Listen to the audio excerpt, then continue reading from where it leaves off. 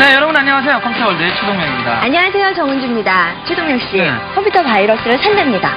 컴퓨터 바이러스를 산다고요?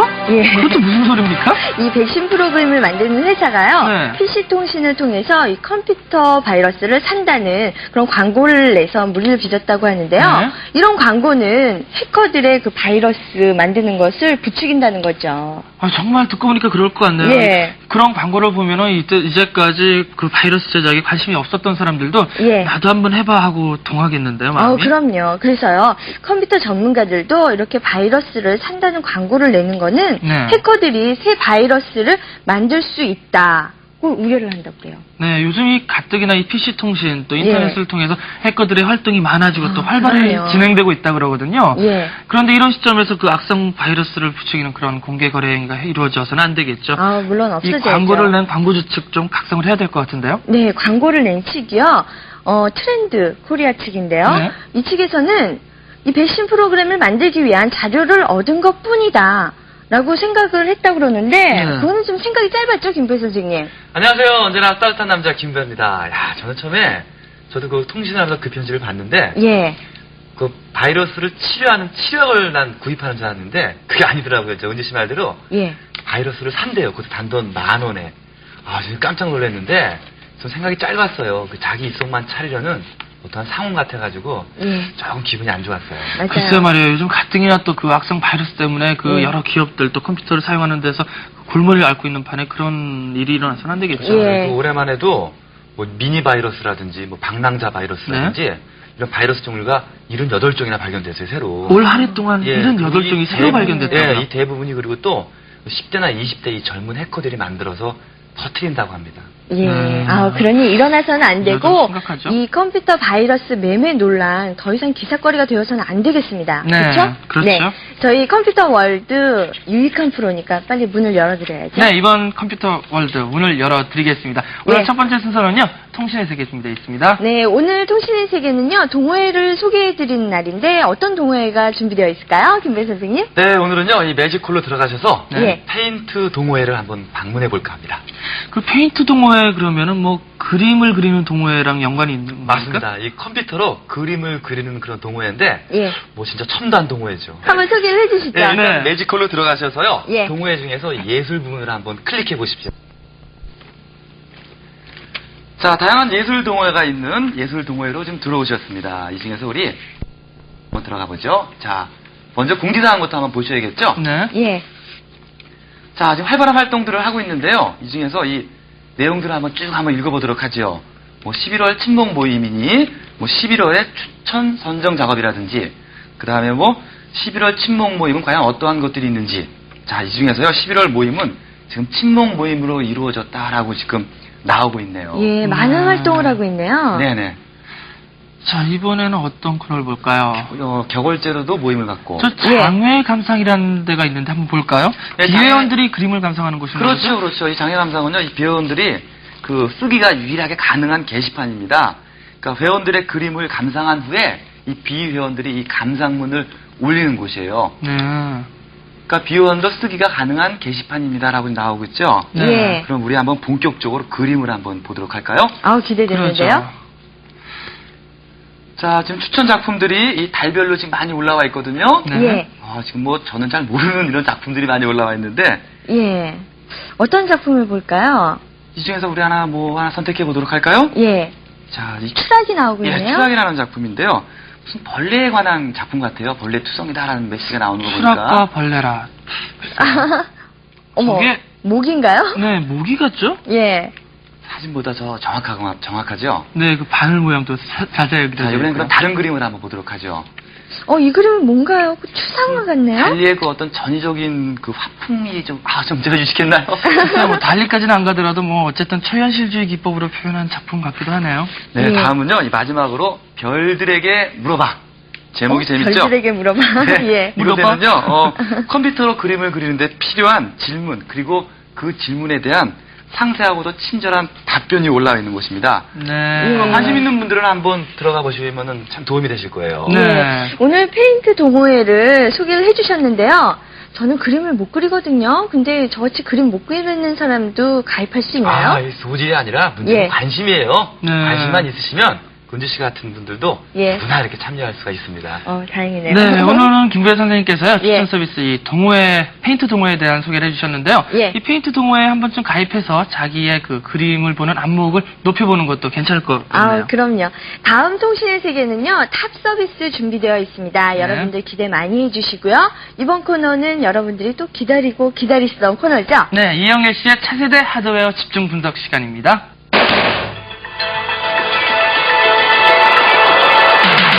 네, 오늘도 이영애 씨 나와주셨습니다. 안녕하세요. 안녕하세요. 네, 저희가 저번 주로 해서요, 차세대 보조기억장치 집 드라이브, 광자기 디스크 드라이브를 이제 소개해드렸는데요. 네. 파워 드라이브 하나 남았죠? 예. 어떤 제품인가요?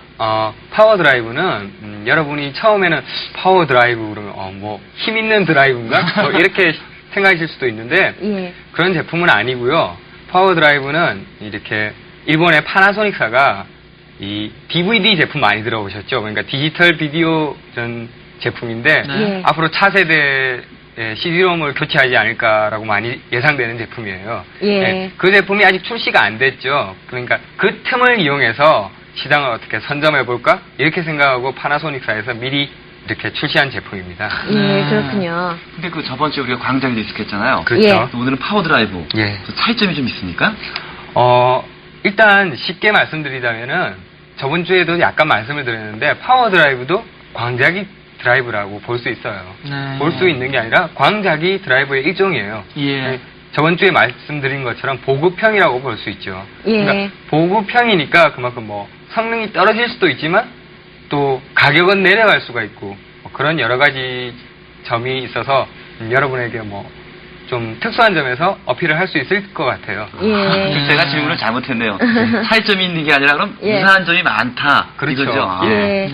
근데 이 파워 드라이브도 마찬가지로 많은 분들에게 각광을 받고 있는데요. 네. 왜 이렇게 각광을 받는 대상이 됐죠? 일단 파워 드라이브는 그러니까 일반 광 디스크를 여러분에게 저번에 설명을 드렸지만 광 디스크 드라이브는 굉장히 비싸죠. 예. 지금까지는 아직 굉장히 비싸서 일반 유저들이 이렇게 사용해 보거나 뭐 이러기가 참 힘들어요. 예. 근데 이 점을 이제 이용해서 파워 드라이브는 광자기 디스크 드라이브의 특징을 가져오면서 가격을 아까 말씀드린 대로 낮추었기 때문에 예. 여러분들이 직접 한번 사용을 해보실 수 있는 이런 제품이기 때문에 이렇게 많은 유저들이 궁금증을 표시하고 있는 것 같아요. 그렇군요. 예. 그러니까 마그네토 옵티컬이라는 제품이 있는데 에모라고 부르거든요. 예. 에모 제품의 가장 어린 동생? 그러니까 막내뻘 되는 제품이죠. 예. 잠깐만요. 이 예. 마그네토 옵티컬. 예. 이름도 좀 길고 좀 생소하거든요. 좀 되게 설명을 좀 궁금하죠. 자세하게 좀 해주세요. 예. 마그네토 옵티컬이란 이런 말을 아직 여러분이 그렇게 많이 못 들어보셨을 거예요. 네. 예. 하지만 이제 앞으로 차세대에 여러분 이런 말은 많이 들었죠. 마그네틱 디스크 이런 말 많이 들으셨죠? 예. 좀 그건 들어봤죠. 들어봤어요. 저. 플로피 디스크를 다 뭐 마그네틱 디스크 이렇게 부르고 표면이 보면은 자기가 보이죠? 예. 그 검은색? 자색이라고 그러나요? 예, 그런 색으로 이렇게 자석 물질이 덮여 있는데 마그네토 옵티컬이란 말은 일단 옵티컬 그러면 여러분 영어 실력이 좋으신 분은 아시겠죠? 그러니까 빛을 이용한 이런 네. 뜻이죠. 예. 근데 마그네토가 앞에 붙었죠. 이 말은 마그네틱 성질도 이용한 광, 그러니까 옵티컬이다 이런 뜻인데 네. 쉽게 말씀을 드리자면은 일단 표면은 마찬가지로 자석 물질이 이렇게 덮여 있어요. 그러니까 마그네틱 물질이 덮여 네. 있는 거죠. 그렇지만 이 자석 물질을 예전에 이렇게 하드디스크나 플로피 디스크처럼 헤드가 직접 읽는 게 아니라 빛을 쏴서 이 자석 물질을 가열을 시켜요. 그럼 가열을 시키면 이 자석 물질들이 움직이게 되거든요. 이렇게 방향에 따라서 움직이게 돼요. 그럼 그 자석 물질의 움직임에 따라서 데이터를 저장할 수 있는 방식을 마그네토 옵티컬이라고 불러요. 네. 예. 빛광자 써서 광자기 이렇게 해석이 될 수 있네요. 예, 예. 그렇죠. 그렇다면은요, 예. 오늘 이 파워 드라이브를 가져 나오셨는데, 예. 오늘은 내장형을 가지고 나오셨다고 들었거든요. 예. 그러면 일단 그 파워 드라이브에 대한 간단한 설명과 함께 좀 예. 시연을 한번 해볼까요? 예, 그렇죠. 저희가 처음에는 외장형을 이렇게 섭외를 못하겠는데, 예. 이게 지금 수입처에서도 외장형이 그렇게 구하기가 쉽지 않다고 하네요. 예. 그래서 참 죄송스럽게도 예. 여러분에게는 내장형을 설명을 드려야 되는데, 네. 뭐 물론 다른 점도 많이 있겠지만 외장형과 내장형이 기본적인 성능이나 기능은 같고 단지 어떻게 외장형은 쉽게 말해서 들고 다닐 수 있지만 예. 내장형은 들고 다닐 수 없다. 뭐 예. 이 점 정도가 다르니까 일단 여러분은 오늘 설명드리는 점에서 들고 다닐 수 있다. 이 점을 염두에 두시면은 뭐 예. 외장형을 그 보시거나 차이 외에는 뭐 별 기능 면에서는 이상이 없는 거 아니에요? 그렇겠네요. 그렇죠. 예. 예.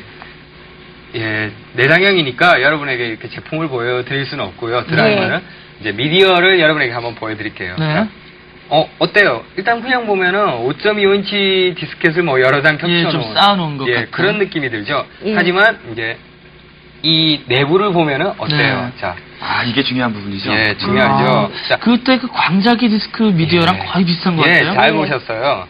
그러니까 광자기라고 부를 수 있다는 것은 일단 이 제품 자체도 네. 광자기 특성을 지니고 있고 예. 거의 모든 점에서 광자기와 유사하다는 거죠. 예. 일단 뭐 미디어는 이 정도라고 일단 한번 시연을 해볼까요? 뒤에 있기 때문에 예, 정원 제가 씨 좀 넣어주세요. 넣겠습니다. 예. 근데 뭐 내장형이든 외장형이든 저렇게 미디어 타입이니까 교체는 좀 쉬울 것 같아요. 예, 물론 그렇죠. 그러니까 아무리 내장형이라고 하지만 그러니까 다른 친구 집에서는 사용할 수 없을지 몰라도 네. 예. 이게 매체 타입이라 여러 번 말씀드리는데 미디어 타입, 매체 타입이면은 한 장이 다 차면 곧 갈아 끼울 수 있다라고 제가 여러 번 말씀드렸죠. 예. 그러니까 680메가를 다 써도 다음 디스크로 갈아 끼기만 갈아 끼기만 하면 또 새로운 새로 680메가를 또 쓸 수가 있고. 예. 정말 예. 좋아요. 자, 이제 정우주 씨가 이 미디어를 넣었거든요. 예. 한번 시연을 해볼까요? 예. 그러면은 여러분이 이제 말씀만 드려서는 과연 이게 성능이 어떤가 이렇게 궁금해 하실 텐데요. 예. 우리가 제일 많이 하는 테스트, 한글 테스트를 또 한번 또 한번 해야 해야겠죠. 되겠죠. 예. 예. 아래 한줄을 그러니까 실행해 정리를 해보면은 그때 하드웨어가 하드디스크가 3초, 3초. 그 다음에 광자기 디스크가 한 5초, 5초. 정도 걸렸어요. 그 다음에 예. 집 드라이브가 16초에서 20초 사이가 16초에서 걸렸죠. 20초 사이요. 예. 그러면 한번 실행을 시켜보겠습니다. 네. 자, 1, 2, 3, 4, 5, 5, 6.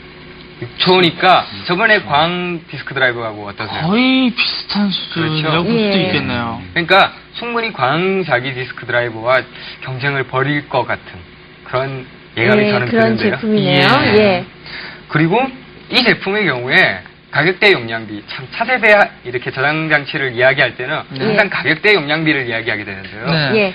이 가격대 용량비가 차세대 제품이 좋은 이유는 거의 다 미디어 타입으로 되어 있기 때문에 미디어만 갈아 끼면 또 생긴다. 그러니까 드라이브 가격은 일단 약간 제외하게 되는 경향이 있어요. 네. 예. 그렇다 보니까 가격대 용량비가 좋은데 지난번에 말씀드린 옵티컬, 그러니까 광자기 디스크 드라이브의 경우에 10,000원이 못 되는 가격으로 100메가를 마련할 수 있었죠. 예. 생각하실는지 모르겠는데 100메가를 10,000원에 할 수 있는데 이 제품의 경우에도 거의 만 한 3,4,000원 그 정도의 수준으로 100메가를 또 이렇게 증약 이렇게 증량. 할 수 있다는 예. 거죠. 예. 야, 집 드라이브보다도 그 가격대 용량비가 좋다. 예. 그러면은 그 성능도 그렇죠. 좀 성능 면에서 문제가. 좀 뒤떨어지는 거 아니에요? 예. 제가 방금 보여드렸다시피요. 예. 예. 성능도 그러니까 광자기 디스크에 비해서 약간 실제로 제가 테스트할 때는 좀 느린 구석이 많이 보이긴 했어요. 네. 하지만 뭐 집 드라이브나 뭐 이런 제품과는 겨룰 바가 아니고 예. 게다가 또 4배속 CD-ROM을 이렇게 같이 내장한 효과를 낼 수 있어요. 그러니까 아까 보여드린 미디어 말고도 4배속 CD-ROM으로도 활용하실 수가 있어요. 예. 그러니까 뭐 그때 기능도 4배속 CD-ROM과 일반 4배속 CD-ROM과 같고 그러니까 뭐 기능 면에서도 상당히 경쟁력이 있다고 보여지네요. 예. 자, 그러면은요, 지금까지 이 파워드라이브의 장점에 대해서만 쭉 설명을 하셨는데요. 그렇죠. 이 파워드라이브라고 해서 단점이 없는 건 아닐 것 같거든요. 분명히 있을 것 같아요. 몇 가지 집어넣어 주시죠. 예, 참 차세대기를 이야기하다가 네. 단점을 이야기하면 꼭 빠뜨릴 수 없는 게 있는데 네. 가격이에요. 예. 가격이 이 제품의 경우에는 소비자가는 거의 100만 원 그리고 지금 용산 등지에서는 한 70만 원 정도의 거래가 되고 있는데요. 네. 예. 70만 원이면 사실 사용자들에게 그렇게 가벼운 수준이 아니거든요. 그렇죠. 그렇죠. 장치하는 가격이 좀 부담스럽네요. 타격값입니다. 예. 70만 원인데 근데 여기서 몇 가지 생각해야 될 점이 있어요.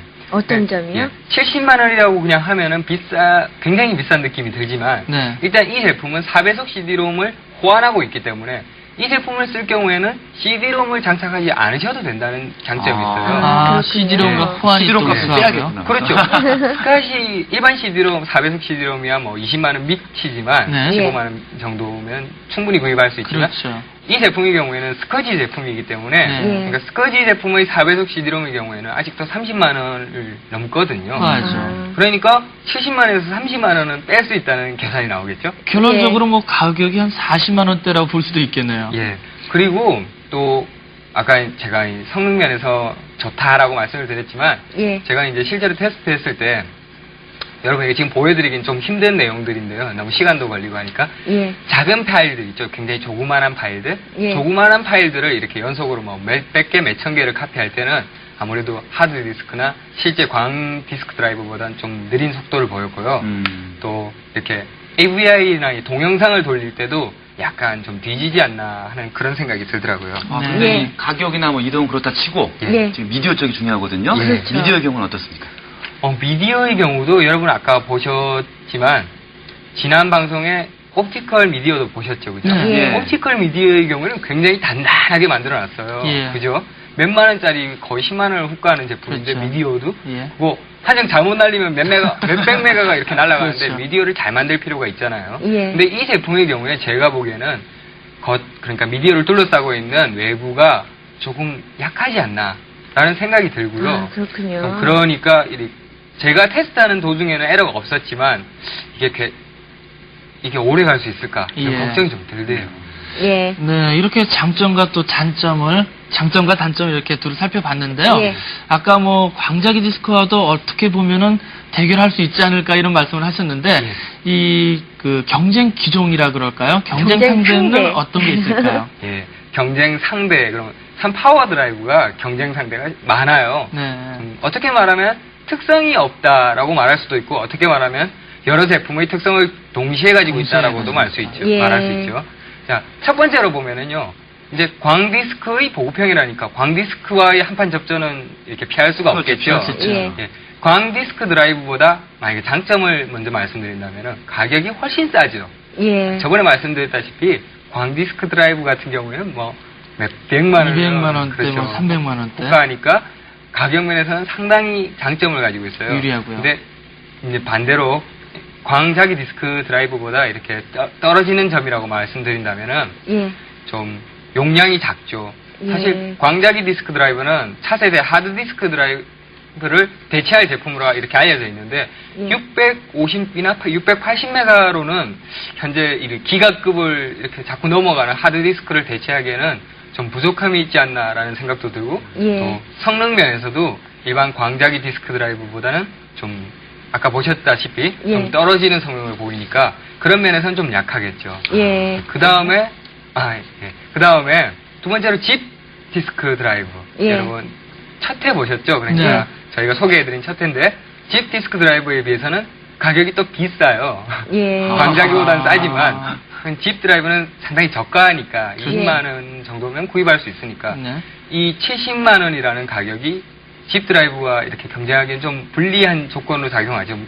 그리고 집의 경우에는 말 그대로 집차처럼 이동이 굉장히 편했죠, 그죠? 예. 근데 이 제품 역시 스커지고 외장형일지라도 스커지 제품이기 때문에 스커지가 없는 사용자의 경우에는 사용할 수 없다는 이런 단점이 있어요. 예. 물론 반대로 이제 용량이 크고 속도도 빠르고 이런 건 장점이 될 수 있겠죠. 예, 여러 그런데, 가지 예. 장단점이 있는데요. 그런 것은 소비자 여러분들이 선택을 하셔야 될 그렇죠. 거고, 네, 판단을 오늘로써 하셔야 되는 예, 차세대 보조 기억 장치는 저희가 다 소개를 해드렸어요. 네, 아쉽네요. 그러면 예, 다음 주는 또 뭘 소개받을지 궁금하거든요. 예, 다음 주에는 차세대 주변 장치의 꽂힌 비디오 카드를 여러분에게 이렇게 소개해 드리려고 해요. 네, 아, 비디오 카드 VGA 카드 말하는 기대되는데요. 거죠? 예, 다음 주 기대하겠습니다. 그럼 다음 주 뵙겠습니다. 네, 감사합니다. 감사합니다. 아, 예, 저희 차세대 하드웨어 집중 분석은 언제나 신선한 정보로 여러분에게 다가가고 있습니다. 네. 근데요, 우리가 며칠 방송을 안 했는데 엽서가 폭주하고 있습니다. 뭐냐고요? 바로 내 PC 업그레이드 하기 코너죠? 예, 함께 보시죠.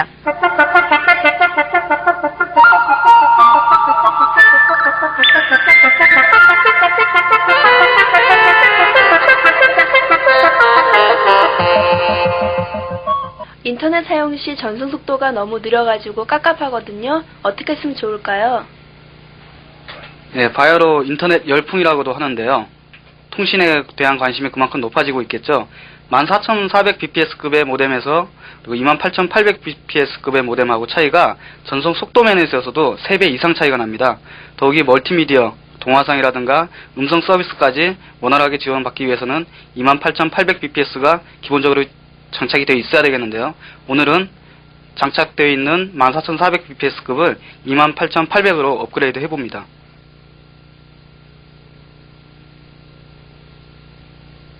네, 업그레이드를 하기 전에 우리가 항상 먼저 살펴봤던 부분이 있습니다. 자신의 시스템 환경이 지금 어떻게 설정이 되어 있는가를 살펴보는 건데요. 먼저 화면을 보시면서 같이 말씀을 나누도록 하죠. MSD라는 그 시스템 환경을 보여주는 프로그램으로 들어갑니다. 일단 일반적으로 그 PC 시스템과 그 안에 있는 주변 기기 사이에서는 어떤 인터페이스를 통해서 정보를 공유하게 되는데요. 그 PC에는 일반적으로 시리얼 인터페이스가 4가지가 존재합니다. 바로 모뎀과 마우스가 그 시리얼 포트로 연결되는 부분인데요. 여기 보시면 우선 마우스가 시리얼 포트로 연결되어 있다는 것이 나옵니다. 그리고 이 시리얼 포트가 연결된 것이 바로 컴포트, 시리얼 포트 3번으로 지금 지정이 되어 있는 게 나오죠. 네, 이렇게 마우스의 시리얼 포트가 지금 3번으로 자리하고 있는 걸 봤죠. 바로 그 마우스와 그 장착하게 될 모뎀이 충돌하지 않게 하기 위해서 1번이나 3번으로 장착되어 있는, 자리하고 있는 그 마우스 포트와 틀리게 나중에 장착하고 나서 장착한 모뎀은 2번이나 4번으로 그 포트를 맞춰줘야 된다는 겁니다. 이제 직접 모뎀으로 가보겠습니다. 네, 먼저 기존에 있던 14,400bps급의 모뎀을 찾아서 떼내야겠죠. 그리고 나서 28,800bps급의 고속 모뎀을 달아야겠는데요. 나사를, 조에 있는 나사를 이렇게 빼시고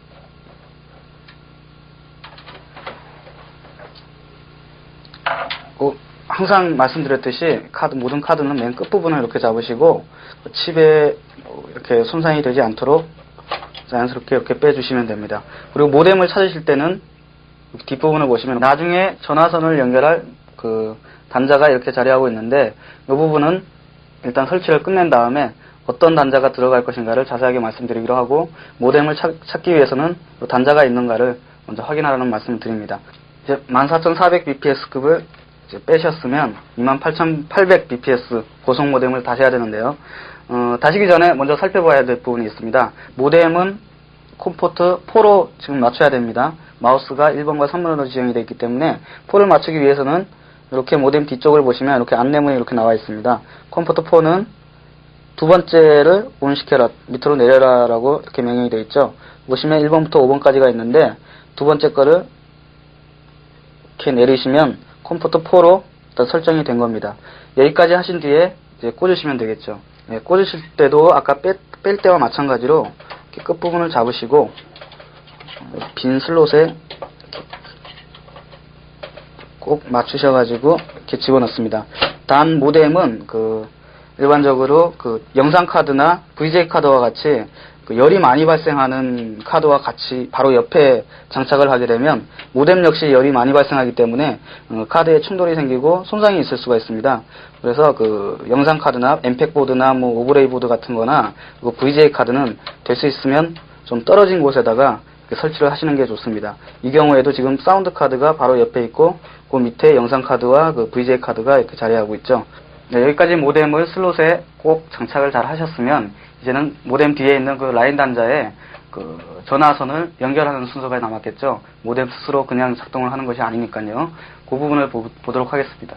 뒷부분을 보시면 장착을 하고 난 다음에 이렇게 뒷부분을 보시면 바로 단자가 두 가지가 있습니다. 하나가 폰 단자고 하나가 라인 단자인데요. 이 바로 라인 단자가 그 통신을 하기 위한 그 포트가 직접 연결되는 곳입니다.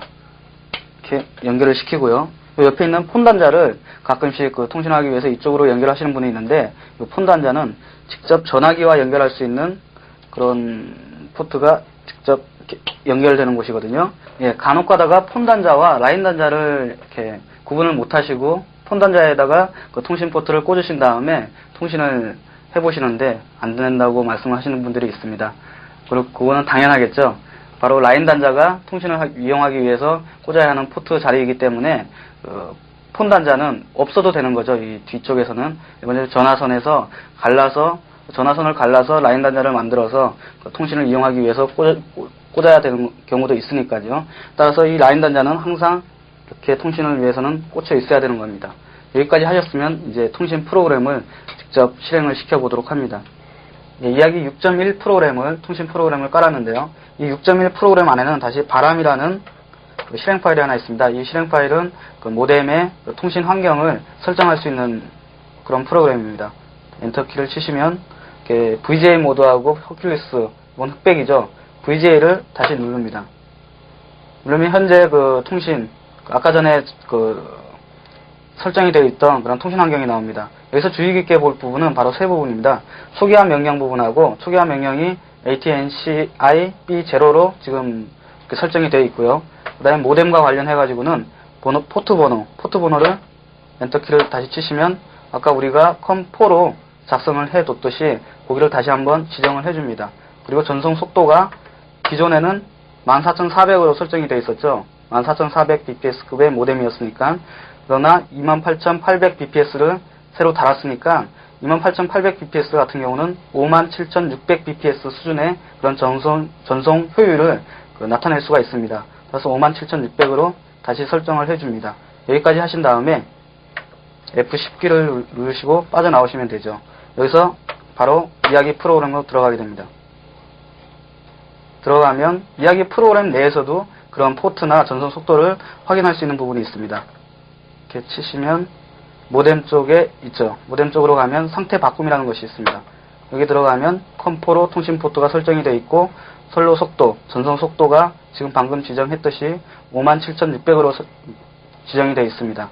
그리고 컴4로 되어 있는데 모뎀 찾기를 한번 해보도록 하겠습니다. 예, 모뎀을 찾았습니다 하고 그런 명령어가 나왔죠. 네, 이렇게 해서 시스템에 있는 모뎀을 통신 프로그램에서도 모뎀을 찾았습니다. 이젠 전화만 걸면 고속 모뎀의 그런 고속 통신 환경을 접할 수 있을 텐데요. 내 PC 업그레이드하기. 오늘은 14400bps급의 모뎀을 28800bps로 업그레이드 시켜봤습니다.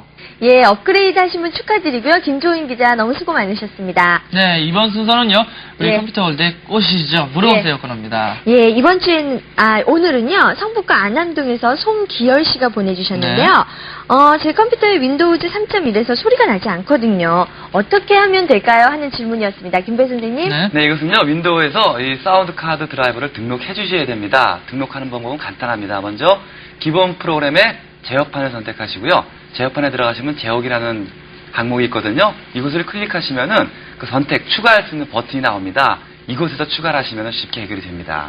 예. 네, 설명 잘 들으셨죠? 자, 여기서 이만큼이 저희 주소입니다. 예. 자, 여기 주소로요, 전화, 팩스, 통신 모두 다 가능하니까는요, 여러분 궁금증 많이 보내주시기 바랍니다. 네, 그리고 오늘 내 PC 업그레이드 하기, 거기에도 참여하시고 싶으신 분이 이 주소로 보내주시고요. 네. 그리고 퀴즈 정답도 이 주소로 보내주셔야 되는데요. 퀴즈 힌트는 김배 선생님이 내드립니다. 자, 두 번째 힌트 나갑니다. 잘 들어주세요. 이것은요, 기계식과 광학식 두 가지 종류가 있습니다. 네, 뭘까요? 네. 최동래 씨 아시겠어요? 글쎄요, 전혀 모르겠는데요, 이거는. 네, 여러분들 많이 기다려주시고요. 저희 다음 시간에는 컴퓨터와 사람들로 여러분들 찾아뵙습니다. 여러분 많은 시청 부탁드리고요. 저희들 이만 물러갑니다. 감사합니다.